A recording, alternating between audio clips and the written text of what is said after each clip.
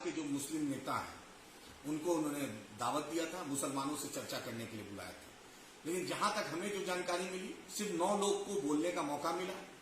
नीतीश जी ने ललन जी राष्ट्रीय अध्यक्ष का चालीसा पढ़ा कि बहुत अच्छा काम कर रहे हैं। उमेश कुशवाहा साहब का चालीसा पढ़ा, बहुत अच्छा काम कर रहे हैं। और थोड़ा बहुत जमा खान साहब का भी उन्होंने कर दिया। ये वही जमा खान है जिन्होंने झूठ बोला था कि हाफिज साहब साहब को मदद हुई है, कुछ मदद नहीं हुई। ये वही नीतीश जी की सरकार है जो आरपीएफ का कांस्टेबल चेतन कुमार ने मारा, उस बिस्पी के मधुबनी के रहने वाले को आज तक एक मदद सरकार की तरफ से नहीं मिली। वही नीतीश जी है जो मुसलमानों को बुलाकर, ये लगभग चौथा पांचवा मीटिंग है। कभी उलेमाओं को बुलाते हैं, कभी खानकाहों के लोग को बुलाते हैं, कभी एक एमएलए को बुलाते हैं, सबको बुलाते रहते हैं। लेकिन नीतीश जी एक भी मुसलमान एमएलए नहीं जिता पाए। ये नीतीश जी की क्रेडिबिलिटी है। 2005 से लेकर 2020 तक चुनाव हुआ, एक भी मुसलमान नीतीश जी के राज में कंटिन्यू कोई ऐसा नहीं है जो एमपी एमएलए जीत कर आया है। मुनाजिर हसन थे, वो छोड़ दिए, बाकी दूसरे लोग थे, आपके सामने है। नीतीश जी को कैसे छोड़ा लोगों ने देखा है। तो नीतीश जी से मैं पूछना चाहता हूं, आप ये जो मीटिंग बुला रहे हैं, बताइए मुसलमानों को आप क्या दीजिएगा। एमआईएम अख्तरुल इमान साहब ने प्रेस कॉन्फ्रेंस किया, उसमें साफ साफ कहा, जैसे तमिलनाडु में, केरल में, आंध्रा में, तेलंगाना में मुसलमानों को कोटा के अंदर सब कोटा है, ओबीसी कोटा में, क्या उसमें नीतीश जी रिजर्वेशन देंगे? मुसलमानों को कितना मंत्रालय में हिस्सा देंगे? क्या माइनॉरिटी बजट जो तेलंगाना में 2200 करोड़ है, क्या बिहार में भी 2200 करोड़ होगा? क्योंकि आबादी आज 18% से ऊपर है। 17.70 आबादी आपने दिखाई थी। इराकी बिरादरी की आपने आबादी को हटा दिया, वो 1% से ऊपर लगभग आबादी होगी, तो 18 साढ़े 18 होगा। बिहार में सबसे ज्यादा मुसलमानों की आबादी है, लेकिन मुसलमान को आप क्या दिए? मॉब लिंचिंग हुआ आपके सामने, मधुबनी की घटना, हरलाखी की घटना है, अभी तक वीडियो पुलिस प्रशासन ने नहीं जारी किया है। वो बच्चा शहीद मौत भी हो गई। डीएसपी इनका क्या नारा लगाता है आपने देखा, हदवा में आपने देखा। एक मुस्लिम महिलाओं के साथ इनका एसएचओ नवादा में क्या गाली गलौज किया आपके सामने है। मुसलमानों का माइनॉरिटी का बजट आपके सामने है। हाफिज साहब को कुछ न मिलना आपके सामने है। गया बेला में मॉब लिंचिंग आपके सामने है। अररिया का मॉब लिंचिंग आपके सामने है। छपरा का मॉब लिंचिंग आपके सामने है। मुसलमानों का क्या हाल है आपके सामने।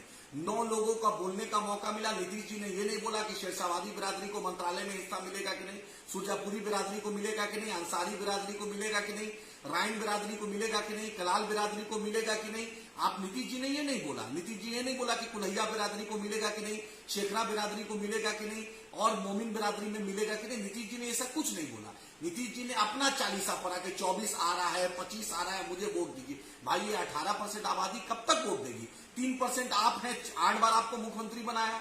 लालू जी के परिवार को 14% होकर हमने उनको, उनकी पत्नी को, बेटे को, दूसरे बेटे को, उनकी बहन को, दोनों मामा को एमपी एमएलए मंत्री सब बना दिया। लेकिन हमें क्या मिला? शहाबुद्दीन परिवार को कोई पूछने वाला नहीं, अब्दुल गफूर साहब के परिवार को पूछने वाला नहीं, अब ये क्या कहते हैं तस्लीम साहब के परिवार को इन लोगों ने नहीं पूछा। आप ही बताइए आखिर हमें कब इनको मिला? गफूर साहब एक्स चीफ मिनिस्टर, उनको कुछ पूछने वाला नहीं। एक वक्फ बोर्ड के चेयरमैन थे, उनको पूछने वाला नहीं। पटना के थे, 2 बार एमएलसी थे, उनको कोई पूछने वाला नहीं। आज जाबिर साहब को पूछने वाला नहीं। मुसलमानों की हिस्सेदारी पर नीतीश जी नहीं बोलेंगे। और एमआईएम का आज भी चर्चा हुआ, इत्तफाक है ये 5वीं मीटिंग है, और हर मीटिंग में एमआईएम का बुखार नीतीश जी को चढ़ जाता है। जो आदमी 17 साल बीजेपी के साथ रहा हो, जो गोधरा में मोदी जी के साथ रहा हो, जो गोधरा जांच नहीं कराया हो, वो एमआईएम को बीटी बात फिर बोलता है। अच्छी बात है नीतीश जी, ये डर अच्छा है। मैं आज खालिद अनवर साहब का भी नाम नहीं लिया गया, जबकि पूरे बिहार में खालिद अनवर मियां ने यात्रा निकाला था जमा खान उर्फ जमा खान के साथ और दूसरे लोगों के साथ, जो भी लोग दूसरे जिला से गए थे। आज को एएमयू किशनगंज में नीतीश जी ने नहीं बोला। सुरजापुरी रिजर्वेशन का ओबीसी कोटा पे नीतीश जी ने नहीं बोला। एएमयू किशनगंज पर 1 रुपया अभी तक नहीं मिला, उस पर नहीं बोला। सीमांचल की बाढ़ की तबाही पे नहीं बोला। सीमांचल के रोजगार पे नहीं बोला। सीमांचल के पलायन पे नहीं बोला। किशनगंज को, कटिहार को एक भी मेडिकल कॉलेज नहीं मिला है, उस पर नीतीश जी नहीं बोला। हज कमेटी के बहाली पर नहीं बोला। उर्दू टीईटी के बहाली पर नहीं बोला। उर्दू अनुवादक के बहाली पर नहीं बोला। मुस्लिम अफसरान की अच्छी पोस्टिंग पर नहीं बोला। जिला में डीएमएसपी हो, बीडीओ सीओ, डीएसपी, एसएचओ पर नहीं बोला नीतीश जी। नीतीश जी ने आज ले देके फिर वही किया, वाहवाही अपनी करवाई।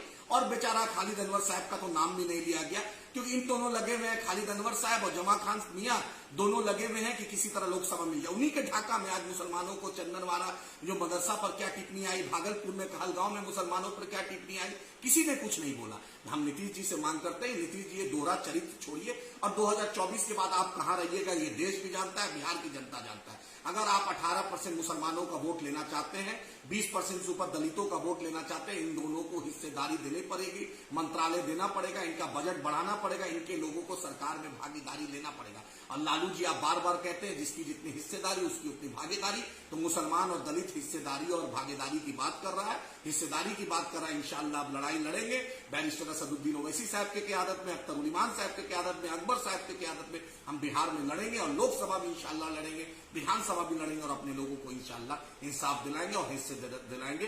एमआईएम का ये संकल्प है। हम फिर ये संकल्प दिलाते हैं, नीतीश जी आप कितना भी मीटिंग कीजिए, ये अच्छी बात है कि एमआईएम का बुखार आपको आ जाता है, ये बुखार इंशाअल्लाह हमेशा आते रहेगा और इंशाअल्लाह एमआईएम हक मुसलमानों का, दलितों का लड़ के लेगी। ये हमारा संकल्प